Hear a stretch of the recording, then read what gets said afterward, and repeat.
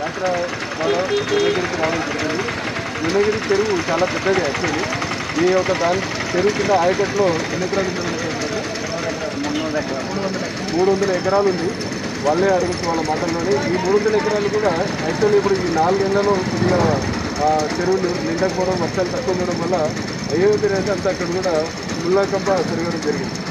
వాళ్ళు ఏమంటారంటే మనం ఇంతకుముందు కూడా అడిగారు, ఈ యొక్క వ్యవసాయాన్ని ఉపాధి హామీ పథకాన్ని వ్యవసాయానికి అనుసంధానం చేస్తే వీళ్ళందరూ కూడా చేసుకుంటారు. ఈరోజు ఇప్పుడు ఆ ఒక అంటే మనకి చెరువులో నీళ్ళు ఉన్నా కూడా మన ఈరోజు పంట వేసుకోలేని పరిస్థితి. ఎందుకంటే అక్కడ ముళ్ళకప్పలు పెరిగిపోయారు. దాన్ని తీయాలంటే మళ్ళీ ఎండాకాలం వరకు మేము ఆగాలి. తర్వాత ఉన్న నీరు కూడా అక్కడ నిల్వ ఉంటుందో తెలియదు. తర్వాత ఎంత నష్టపోయిన ఈరోజు రైతులు ఎదుర్కొంటున్న పరిస్థితి. అదే మనం ఇంతకుముందు కూడా అడిగాం, చెరువుల్ని మీరు పిల్లకాలం ద్వారా నింపితే ఈరోజు ఈ చెరువు ఇలా ఎండిపోయే పరిస్థితి ఉండేది కాదు, ఈరోజు ఇంత నష్టపోయే పరిస్థితి ఉండేది కాదు.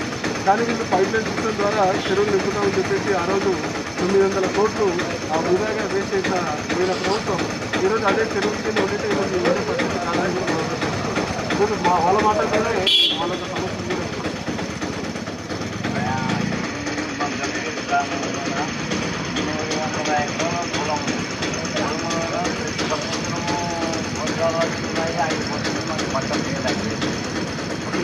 కూడా మాకు ఇప్పుడు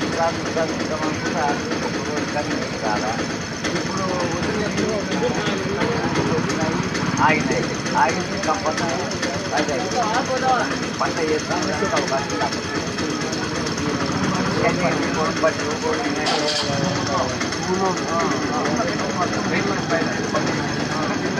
టాబ్లెట్ ఇస్తారు. కానీ టాబ్లెట్ ఇస్తారు, దాంట్లో పని చేసే మాత్రమే అవకాశం. ఈరోజు సర్పంచ్ అయితే మాకు కండిషన్ ఇస్తారు, దాన్ని మాత్రం లాభం అది అంటారు.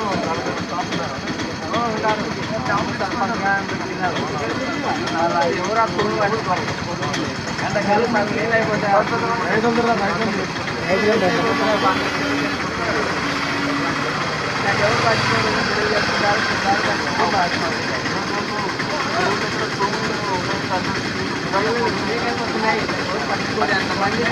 అవన్నీ చెప్తారా?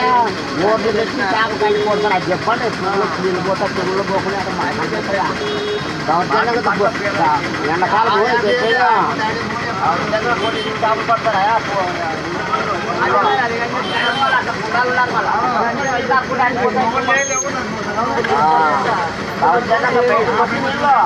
చేపలు పడతారు. మోటార్లు పెట్టడం వల్ల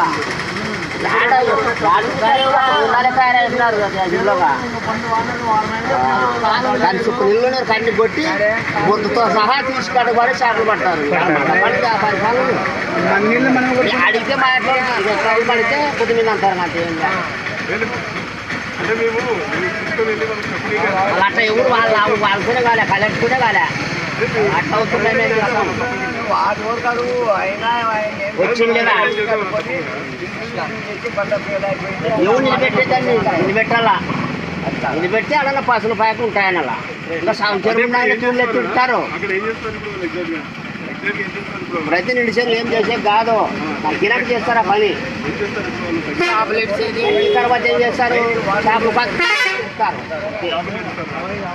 చేపలు లక్షలు ఆరాలు పడిందా వాళ్ళు ఊరికి ఉంటారు. అన్నికి భూమిలో తింటారు.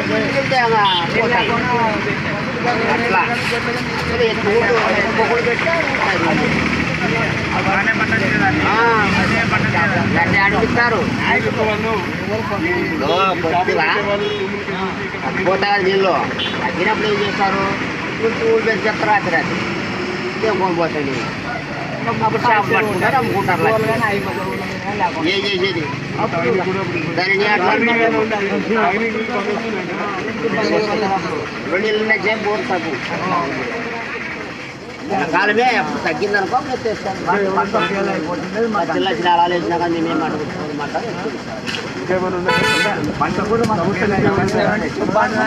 అట్లాంటివి సమస్యలు ఏముంటాయి? దీని సమస్యలు ఎవరుకుంటారు. యా పార్టీ వచ్చినా, యా గుండాలు వచ్చినా ఎవరు జరిగేది వాళ్ళు జరుపుకుంటూనే ఉన్నారు. తెలుగుదేశం వచ్చినా వాళ్ళు కార్యకర్తలు తింటారు, కాంగ్రెస్ వచ్చినా కార్యకర్తలు తింటారు, వైఎస్ఆర్ వచ్చినా కార్యకర్తలు తింటూనే ఉంటారు. దోచుకొని అంతే. బీదోనికి సహాయం చేసి రైతులే బీదోనికి వాళ్ళ సమస్యలు వాళ్ళు తింటూనే ఉంటారు. ఊరు దోసుకునే వాళ్ళు ఊరు 30-40 మంది ఉండే ఉంటారు. ఇంకా ఎక్కువ అయిపోయినారు. ఈ పరిపాలన అర్థం లేకుండా అయిపోయింది అంతే. ఇక్కడ ఈ చెరువులోనే గుంటలు పెట్టిన వీళ్ళందరూ కూడా దాంట్లో నీళ్ళు పోకుండా కాపాడుకుంటా గ్యాంగ్గా ఏర్పడి ఇక్కడ మమ్మల్ని గాంగీలకి ఏందిరా కాబట్టి వాళ్ళని కట్టడి చేయడానికి వీళ్ళు కలెక్టర్ దృష్టికి తీసుకెళ్ళినా కూడా ఈరోజు కలెక్టర్ కూడా ఈరోజు ప్రాబ్లం సాల్వ్ చేయలేదంటే ఇక్కడ అధికారులు ఇక్కడ ఒక అధికారుల యంత్రాంగం ఎలా జరుగుతుంది ఎలా కాబట్టి వీళ్ళ సమస్యని కంపల్సరీగా మనము దృష్టి సారించాల్సిన అవసరం ఉంది. కలెక్టర్ ఆయన గారు ఈసారైనా మళ్ళీ పట్టించుకుంటారని చెప్పేసి ఆశిస్తూ ఈ యొక్క యాత్ర ద్వారా ఈరోజు భువనగిరిలో ఇక్కడ రావడం వెంటనే ఉపాధి హామీ పథకం ద్వారా వాళ్ళు ఈరోజు ఇక్కడ పెరిగినటువంటి ముళ్ళగడ్డల్ని చెట్లని అన్ని కూడా తీసేయాలని చెప్పేసి వీళ్ళు కోరుతా ఉన్నారు. కాబట్టి ప్రభుత్వం దానిపైన కూడా దృష్టి పెట్టాలని చెప్పేసి ఈరోజు ఇందిరా క్రాంతి యాత్ర ద్వారా ఈరోజు రావడంలో వీళ్ళని కూడా కోరడం జరిగింది. వాళ్ళకి సమస్యలని మళ్ళీ ఇంకొకసారి మన ఒక ఎమ్మెల్యే గారి దృష్టికి తర్వాత అధికారుల దృష్టికి కూడా తీసుకెళ్ళాలి. జై హింద్. ఇప్పుడు మొత్తం ఎంత కూడా